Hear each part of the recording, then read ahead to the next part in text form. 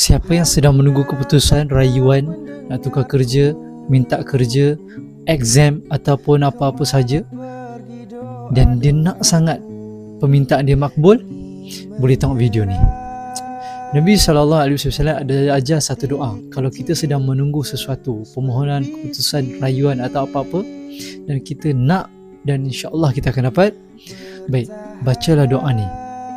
Allahumma inni as'aluka min fujaatil khair wa a'udzu bika min fujaatis syarr. Ya Allah, aku bermohon kepadamu daripada kebaikan yang tidak disangka-sangka, dan aku berlindung daripadamu daripada keburukan yang tidak disangka-sangka.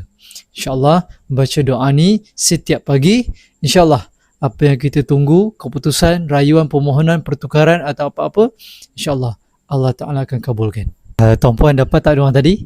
Kalau dapat, boleh komen kat bawah dan juga repost, boleh share dengan kawan-kawan. Mungkin mereka pun sedang menunggu keputusan dan mereka nak sangat dapat, dan insya-Allah mereka amalkan sama-sama. Kita dapat, mereka pun dapat, insya-Allah. Wallahu alam. Sallu ala nabi.